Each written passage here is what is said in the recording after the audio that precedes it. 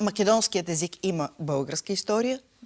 Той е част от българския диалектен континуум, българския езиков континуум и книжовен български език, който е учебниците деструктуриран. по история и в учебниците за средното училище и за студентите пише, че македонския е деструктуриран книжовен български език, това няма да е грешка.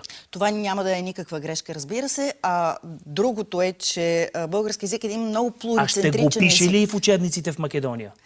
Въпрос на време. Въпрос на време тези хора, познавайки същността на езика, да разберат, че по никакъв начин това не застрашава тяхната суверенност.